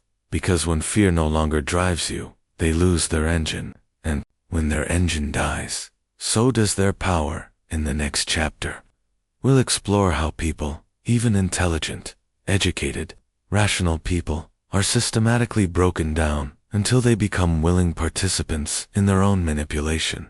Because it's not about intelligence, it's about vulnerability. Chapter 16. Breaking You Gently. How Manipulators Turn Strong Minds into Loyal Followers. There's a dangerous myth that only the gullible fall for manipulation, that the victims are naive, weak, desperate. But history tells a different story. The people who end up in the grip of cults, con artists, or authoritarian regimes aren't fools. Many are intelligent, educated, passionate. Some were leaders themselves, artists, doctors, writers, scientists, activists. They didn't lose their minds, they lost their footing. One small step at a time, because that's how real manipulation works. Gently. It doesn't break you. It wears you down. At first it flatters you. You're different. You see what others can't. You're special. And everyone wants to believe that. Not because of vanity, but because we all want to matter. Then it surrounds you with certainty. Clear answers. Simple rules. No more confusion. No more chaos. And in a world full of noise and contradiction, that kind of clarity feels like oxygen. You don't notice the shift right away. It starts when you give the benefit of the doubt. Then you overlook a red flag. Then you silence a doubt inside yourself. And with every compromise, you step further into the current until you're swept away. But what's terrifying is that it never feels wrong. It feels like you're doing the right thing. Like you've finally found a cause worth fighting for. That's the genius of it. They give you a higher purpose. A mission, something bigger than yourself, and once you attach your identity to it, you'll protect it with everything you have, even if it hurts you, even if it isolates you, even if it turns you into someone you no longer recognize. They don't chain you to the wall, they make you defend the wall. They don't silence you, they make you silence yourself. They don't steal your voice, they replace it with theirs, and convince you it was always yours. This is why so many brilliant people stay trapped, because the manipulation never screams. It whispers in the language of hope. And once you've sacrificed something, your time, your relationships, your reputation, it becomes harder to walk away. Because if you admit it was all a lie, you're admitting that the sacrifices meant nothing. And that kind of grief is unbearable. So people stay. They double down. They defend the very system that is eroding them. And when outsiders ask, how could they believe this? The answer is simple. They didn't just believe. They invested. They built. They belonged. And when your identity is built on a lie, the truth feels like death. But there's hope. Because somewhere beneath the scripts, the rituals, the slogans, your original voice is still there. It's quiet, wounded, buried, but not gone. And recovery begins when that voice speaks again. It says things like, this doesn't feel right. I'm not sure anymore. I don't want to live like this. And that's not weakness. That's your mind waking up. The strongest people aren't the ones who never get manipulated. They're the ones who recognize it and choose to reclaim themselves anyway. In the chapters ahead, we'll explore how entire societies are shifted in this way, how media, culture, and collective trauma are used to reshape public thought, one belief at a time, because when individual minds can be rewritten, entire civilizations can be too. Chapter 17. Mass Hypnosis. How entire societies get programmed without realizing it. When one person is manipulated, it's called abuse. When a group is manipulated, it's called a cult. But when an entire society falls under the spell, it's called normal, and that's the most dangerous illusion of all. We like to think mass manipulation only happens in history books, in black and white photos of dictators saluted by crowds, or in strange cults hidden in the woods. But the truth is, it's happening now, around us, within us, through voices we trust, platforms we depend on, symbols we celebrate. It doesn't look like fear and control. It looks like culture. Mass hypnosis doesn't begin with tyranny. It begins with repetition. A phrase repeated enough times becomes truth. A symbol shown enough times becomes sacred. A fear repeated enough times becomes fact. And when you pair repetition with emotion, especially fear or pride, you've created a psychological shortcut. People stop analyzing. They start reacting, not because they're stupid, but because the brain craves shortcuts, and manipulators know how to build them. Watch closely, and you'll see the patterns. Certain words, always paired with certain emotions. Certain groups always painted as threats. Certain leaders always framed as saviors, and over time, thinking becomes optional. You're no longer seeking the truth, you're following the script. You don't even realize it's a script, because everyone around you is reading from the same page. The media amplifies it. Education embeds it. Entertainment normalizes it. And eventually, it becomes invisible.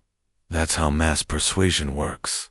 Not with a single lie, but with a carefully curated environment where questioning is weird, skepticism is rude, and dissent is dangerous. And the terrifying part, you can live your whole life inside that system and never know it. Because you'll go to work, you'll raise a family, you'll watch the news, go to church, vote every few years, and all the while, you'll believe you're thinking for yourself. But you're not. You're thinking inside a cage, a mental architecture built for you long before you were old enough to know it existed. So how do you break free from something so big? You start small, with questions, with moments of discomfort, with stepping back and asking, who taught me this? And who benefits if I keep believing it? You begin to notice which thoughts feel organic, and which feel inherited, which fears are yours, and which were handed to you wrapped in flags or doctrines or headlines. You begin to listen, not just to what's being said, but to what's being left out, and above all, you stay awake. Because mass hypnosis thrives on fatigue. It depends on people being too tired to care, too overwhelmed to resist. But once enough people open their eyes, the illusion cracks. One voice becomes 10, 10 become thousands. And suddenly, the spell begins to break. Because while manipulation is powerful, awareness spreads faster.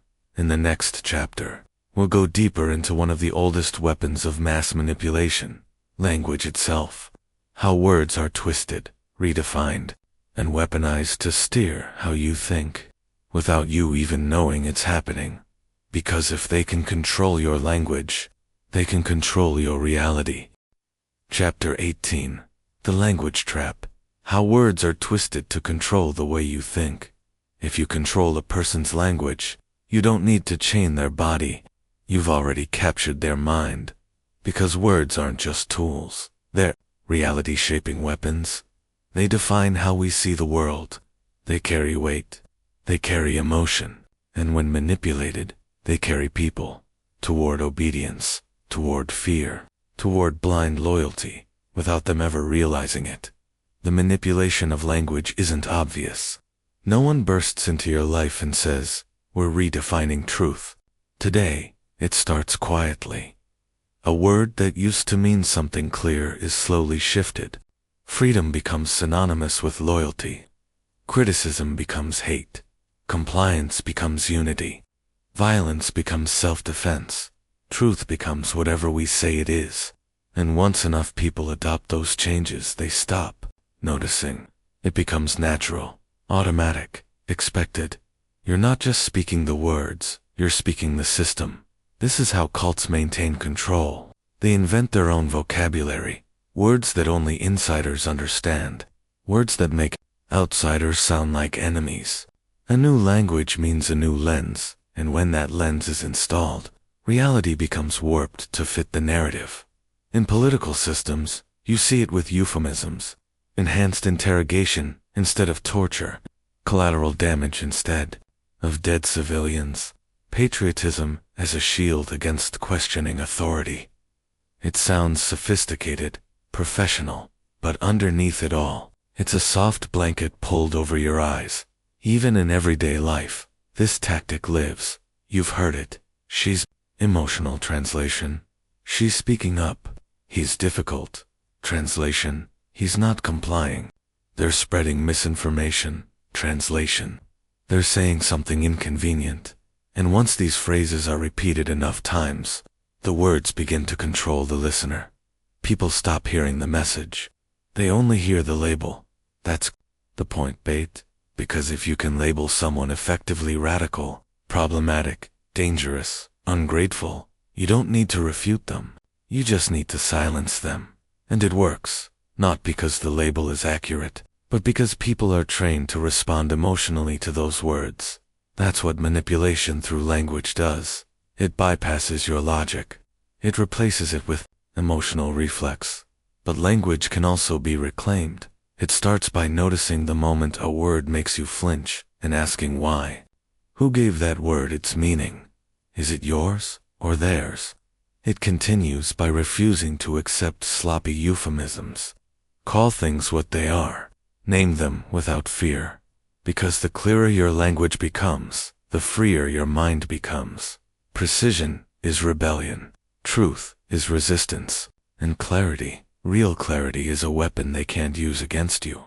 In the next chapter, we'll step into perhaps the most heartbreaking layer of manipulation, when love itself is used as the leash, when emotional intimacy becomes a method of control, when the thing that should set you free is the very thing that binds you. Because not all chains are made of metal. Some are made of affection. Chapter 19. Love as a leash, when affection becomes the most powerful form of control. The deepest kind of manipulation doesn't come from fear, it comes from love. Because when someone controls you through fear, your mind resists. Your instincts stay alert. You want to escape. But when they use love, you don't fight back. You lean in. You cling tighter. You confuse the pain for passion. You mistake the control for care. And that's when it becomes almost impossible to leave. It starts with overwhelming attention. They see you, they hear you. They make you feel like the most important person in the world. Whether it's a partner, a guru, a leader, or a parent, they flood your life with meaning. And just when you start to trust it, they introduce the condition. You're loved, as long as you obey, as long as you don't question, as long as you don't change. Suddenly, love has a price, and it's you, your individuality, your voice, your freedom. But you don't walk away, because the withdrawal would hurt more than the control. That's the trap. You crave their approval, because they've become the only source of it. You depend on their affection, because they've made sure you can't get it anywhere else. They isolate you, then offer you the only shelter left. And if you disobey, if you step out of line, the punishment isn't always loud. Sometimes it's just silence, disappointment, withdrawal, that quiet kind of punishment that makes you feel like a child again, like you broke something precious. You end up apologizing not for what you did, but for who you are. And they don't need to yell, they just need to say, "I'm so disappointed in you." Or worse, "I thought you were better than this." And your stomach sinks. Because somewhere deep inside, a part of you still believes you need their love to survive. This is how people stay in toxic relationships for years. This is how cult members weep when their leader is arrested. This is how grown adults defend people who destroyed them, because somewhere, they still remember the warmth that came before the cold. Love, when turned into currency, becomes a weapon more powerful than violence. But here's the truth. Real love doesn't shrink you. It doesn't condition you. It doesn't tether you to someone else's ego. Real love doesn't silence your voice. It amplifies it. It doesn't erase your identity. It celebrates it. It doesn't fear your freedom. It demands it. And if someone claims to love you, but only when you're convenient, obedient, or small, that's not love. That's control wrapped in softness. The hardest part is untangling the memories, because you'll remember the good moments, the smiles, the warmth, the affection. But love that costs you your self-respect is not love. It's emotional submission, dressed as romance, loyalty, or care. Breaking free doesn't mean you stop loving them. It means you start loving yourself more. You are not here to be molded into someone else's ideal. You are not here to be rewarded for obedience. You are here to be whole, even if it means walking away from the only love you've ever known. In the next chapter, we'll look at the subtle ways these manipulation systems rebuild themselves, even after you escape, why so many survivors fall into new versions of the same trap, and how to truly break the cycle for good. Because escaping once isn't enough. You have to stay free. Chapter 20. Escaping the trap and falling into another. Why so many survivors repeat the cycle. You broke free. You saw the truth. You walked away. But somewhere down the road, weeks, months, even years later, you find yourself in another situation that feels eerily familiar. Different faces, different names, a whole new environment. And yet, the dynamic is the same. You're silencing yourself again, shrinking again, doubting again. You thought you'd healed, but the trap found you again. This isn't failure, it's conditioning, because leaving manipulation doesn't mean you've unlearned it. Escaping the room isn't the same as escaping the blueprint it left in your mind. That blueprint is emotional, neurological. It lives in the parts of you that crave love, safety, clarity, and purpose. And until you rewire those needs, until you reteach your heart how to recognize real safety, you'll be drawn to whatever feels familiar, even if familiar once meant painful. Manipulation teaches your nervous system a lie. That tension is connection. That anxiety is love. That obedience is security. So when you meet someone who offers real freedom, it can feel boring, unfamiliar, unsafe. Your body starts searching for the old highs again, the drama, the intensity, the control masked as structure. You crave the very thing that once broke you. That's trauma's cruel trick. It wires you to miss the pain you barely survived. And this is why so many survivors, smart, thoughtful, self-aware survivors, end up in cycles. They leave one cult and find another with softer edges. They leave one toxic partner and fall for another, dressed in better words. They abandon one ideology, only to clutch onto the next one like a lifeline, because they're not seeking danger. They're seeking healing, they just don't know what real healing looks like yet. The world doesn't help. Once you've left the system, you enter a society that often celebrates surface healing. Just move on. You're stronger. Now, it made you who you are. But healing isn't a victory lap. It's a war. Inside your body. Inside your beliefs. It's catching yourself the moment you flinch when someone disagrees with you, because you were taught that disagreement means punishment. It's noticing when you over-explain, because you were taught that your voice needs constant justification. It's realizing you're exhausted after simple interactions, because your nervous system still expects the room to explode if you're not perfect. Real healing is slow, and lonely, and terrifying, because it means facing yourself without a controller in your hands, and no leader telling you what to do next. And yet, it's worth it, because the moment you stop chasing the old patterns, something magical happens. You notice the stillness, the safety, the kind of peace that doesn't spike your adrenaline, the kind of love that doesn't demand a mask, the kind of purpose that doesn't cost your identity. But you only find it if you stop running back to what broke you. So how do you break the cycle? By doing the hard work, the invisible work. You start with your needs. What emotional hole are you trying to fill when you chase intense connection? What unresolved grief are you avoiding by clinging to new dogmas? What part of you still believes you need to earn safety by sacrificing yourself? And then, you sit with those answers, not to judge them, but to understand them. Because only when you name the ghosts can you stop inviting them to dinner. You begin setting boundaries, not just with others, but with your own reflexes. You learn to pause when something feels too good too fast. You learn to notice when someone demands loyalty before trust. You learn to walk away even when your heart begs you to stay. And above all, you stay honest about your wounds, about your patterns, about your growth. Because healing isn't about never falling again.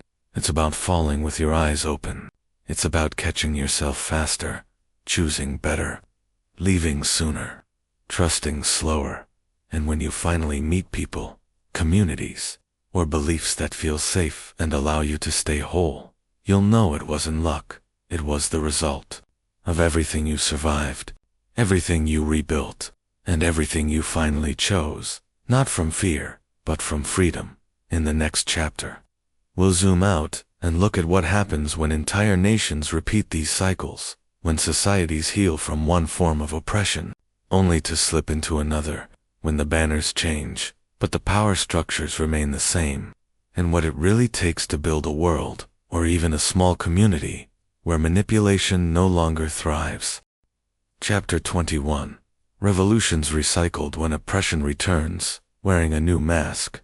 History is filled with stories of revolution, people rising up, systems collapsing, leaders falling. It's romantic, epic, victorious, the moment where the oppressed become free, where the chains are broken, and the people reclaim their power. But if you look closer, not just at the moment of rebellion, but at what comes after, you'll notice something deeply unsettling. So many revolutions become the very thing they replaced. The faces change, the uniforms change, the speeches are different, the flags are new, but the structure, the hunger for control, the gatekeeping of truth, the emotional manipulation, it all stays. And the people, exhausted from fighting, are often too relieved, too traumatized, or too loyal to notice that the rules are the same. They've just been painted a new color. This is one of the darkest truths in the study of manipulation. Even liberation can be weaponized. When the oppressed rise, they're often vulnerable, desperate for order, eager to rebuild. And into that chaos steps a new voice, a stronger voice, a voice that says, I understand your pain, let me lead. And the people, weary and hopeful, agree. At first it feels right, better, different, but slowly rules return. Then punishments, then loyalty pledges, then fear, and within a few years, the system becomes a mirror, reflecting the very regime it replaced. You see it throughout history. The revolution that overthrows a monarchy, only to become a dictatorship. The rebel, leader who promises freedom, then silences the press. The movement that starts with unity, and ends with purges. Because the temptation of power doesn't die with the fall of a regime. It waits. It adapts. It speaks the language of the oppressed until it gains their trust, and then it begins to build its own cage. Why does this happen?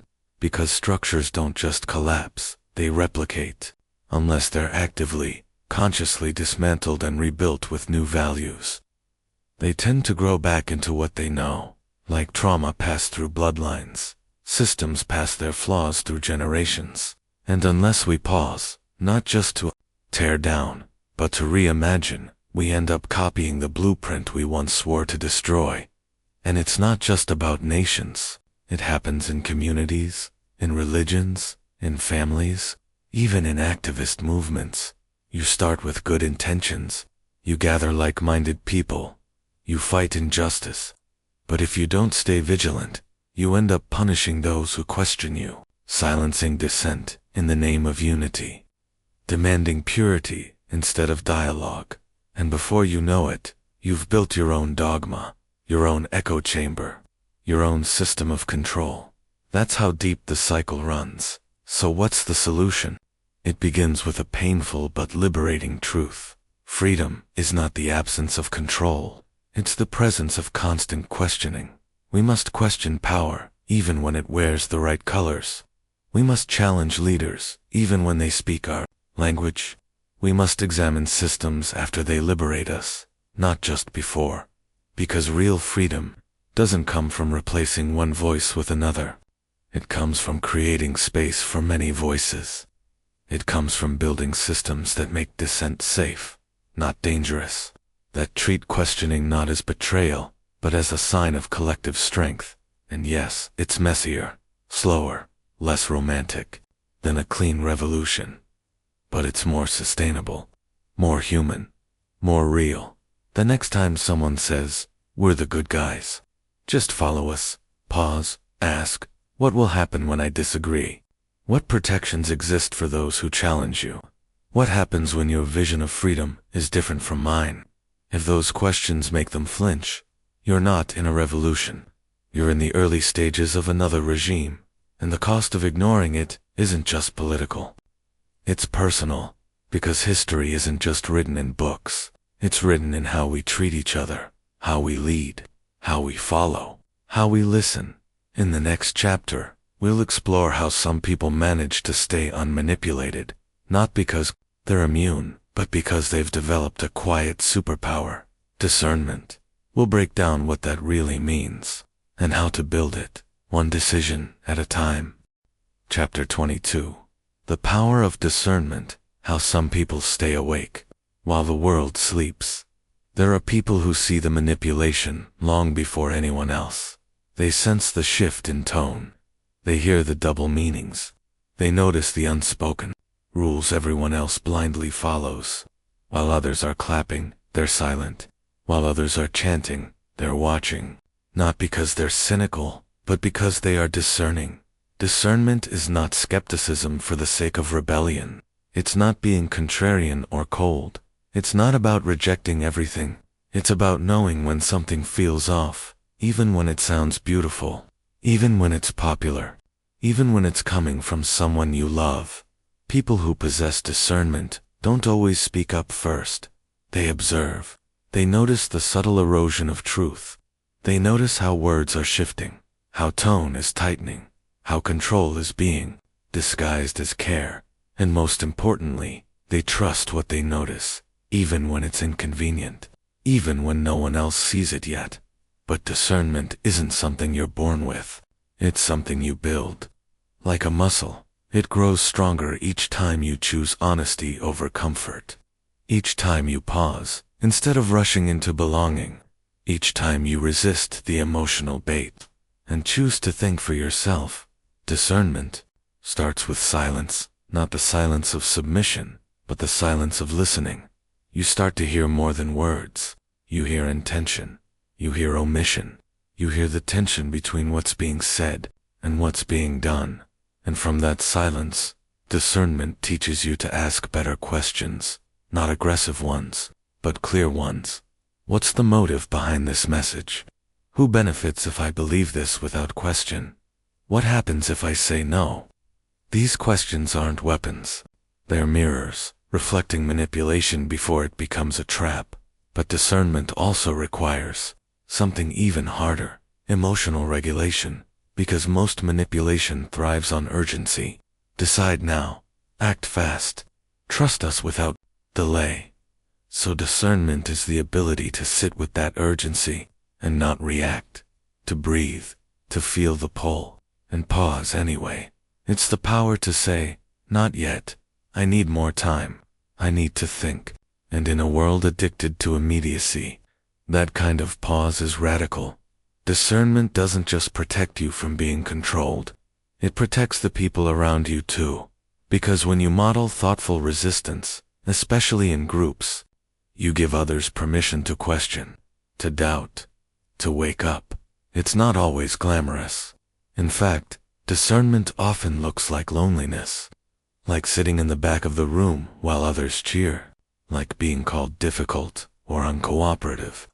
But with time, your stillness becomes a lighthouse, a quiet signal to those who are slowly realizing something's wrong. Because discernment doesn't need to yell. It doesn't demand obedience. It simply sees clearly and stays rooted in that vision, no matter how loud the storm gets. So, how do you build it? Start by noticing how easily you're swayed by charm, by praise, by urgency. Start by slowing down when everyone else is speeding up. Start by reading between the lines. And above all, start by listening to that small, quiet voice inside that says, this doesn't feel right. That voice, that instinct, is the birthplace of discernment. In the next chapter, we'll take everything we've explored, the traps, the tactics, the cycles, and the escapes, and turn it inward. We'll look at the hard question most people avoid. Have I ever used these tactics on others, even unconsciously? Because the final layer of truth is self-confrontation. Chapter 23. The mirror turns. What if you've been the manipulator without knowing it? It's easy to point the finger, to study the cult leaders, the dictators, the toxic partners, and power-hungry bosses. It's easy to say, I would never do that. To believe that manipulation is something only others do. Monsters in history books, or people with dark hearts and cold eyes. But manipulation doesn't always come with a cruel smile or a calculated plan. Sometimes, it comes from fear, from wounds, from a desperate need to feel seen, heard, important. Sometimes, it comes from you. And that's where this gets uncomfortable. Because the hardest truth to face is this. Almost everyone, at some point in their life, has used subtle control to get their way. A guilt-tripping word, a silent treatment, an overstep justified as helping, a boundary pushed, just a little dot. It doesn't mean you're evil. It means you're human, raised in a world that rewards control and calls it confidence, that confuses persuasion with connection, that teaches you to avoid vulnerability by mastering influence. Think about it. Have you ever withheld affection to make someone behave a certain way? Have you ever exaggerated pain to win sympathy, or silenced someone else's truth? Have you ever framed disagreement as betrayal in a relationship, a friendship, a family dynamic? These are not crimes, but they are shadows. Small reflections of the larger manipulations we so easily condemn in others. And that's where real awareness begins. Not in judging the world, but in questioning your own patterns. Ask yourself, do I listen to respond, or do I listen to hear? Do I encourage freedom, or do I reward obedience? Do I allow people to disagree with me and still feel safe around me? These questions sting, but they heal, because once you see the ways you have reached for control, even out of fear, even out of pain, you begin to unravel your own programming. You begin to speak with more care. You begin to love without strings. You begin to lead without needing to dominate. And most importantly, you start recognizing when others are doing the same things to you, because you've confronted those instincts in yourself. That's the paradox. Self-honesty makes you less vulnerable to manipulation, not more, because the people most likely to fall for control are those who believe they could never become controllers. But you, if you're willing to look in the mirror, to acknowledge your own small manipulations and rewrite them, you become the kind of person who cannot be controlled easily, because you don't need control to feel powerful anymore. You've already reclaimed it by facing yourself. In the next chapter, we'll bring this journey toward its deeper purpose. Not just survival, not just awareness, but transformation. We'll explore what it looks like to move forward, not just as a survivor of manipulation, but as a builder of truth, trust, and conscious influence. Because once you've seen the darkness, you get to choose what kind of light to bring into the world. Chapter 24. Beyond Survival. Becoming immune to the game. Surviving manipulation is one kind of strength, but transcending it, that's something greater, because survival still leaves you raw, reactive, on guard. You might leave the cult, the toxic love, the ideology, but the fear stays. The anger lingers. The paranoia follows. And for many, that becomes the new prison. They no longer trust anything, or anyone. But life isn't meant to be lived in constant defense. It's meant to be lived in truth, in clarity, in freedom. That's where transcendence begins. It starts when you no longer define yourself by what you escaped, when you no longer need to replay the story of how they fooled you, when you stop seeing the world as a battlefield, and begin seeing it as a place where you can create again, with intention, with boundaries, with strength. Becoming immune to manipulation doesn't mean you'll never feel pulled again. You'll still be drawn to charisma, to certainty, to approval. But now, you'll notice it. You'll pause, you'll smile, you'll whisper, "Ah, there it is again." And instead of falling for it, you'll step back. Because now, you know the shape of the game. You know the language of control. You know what it sounds like when someone flatters you too quickly. What it means when a system discourages questions, how danger hides inside promises of protection, and more importantly, you know your own patterns, your own needs, the holes they once slipped through, and so, the game loses its grip. You stop attracting manipulators, because you no longer carry the old hunger that drew them, and you stop fearing dictators, because you no longer outsource your thinking to people with microphones. You stop falling into cultish thinking, because you've learned to be alone without needing a tribe to define your worth. And in that solitude, something beautiful grows. Discernment, integrity, real connection, the kind that doesn't require submission. You begin to lead, but without needing followers. You begin to teach, but without demanding loyalty. You begin to love, but without turning that love into a leash. And when others come to you, confused, broken, manipulated, you don't shame them, you guide them, because you remember what it was like to be trapped inside the lie, and now you hold the key. This is what freedom feels like, not loud, not angry, not brittle, but quiet, solid, unshakable, and from this space, you're not just someone who escaped manipulation. You become someone who dissolves it, in conversations, in communities, in culture. In the final chapter, we'll close this journey by returning to where we started, the dark tactics of control. But now, we'll flip the lens. What does life look like when those tactics no longer work on you? Because the ultimate rebellion is to live freely, love clearly, and never be owned again. Chapter 25. Untouchable. What it looks like when the tactics no longer work on you. You've seen the blueprint. You've walked through the traps. You've listened to the whispers that once ruled your mind. And now, you're awake, truly awake. Not just alert to danger, but at peace with your own thoughts. not just wary of lies, but anchored in your own truth. This is what it looks like when manipulation stops working. You no longer chase voices that promise to save you. You no longer confuse control with safety. You no longer trade pieces of yourself for belonging. You listen, but you don't absorb. You observe, but you don't surrender. You engage, but you don't enmesh, because now you recognize the patterns. You hear the language of guilt. You know what it means when love comes with rules. You feel the emotional hooks as they're cast, and you simply don't bite. Not because you're hardened, but because you're clear. There is a certain silence manipulators can't stand. It's not angry. It's not rebellious.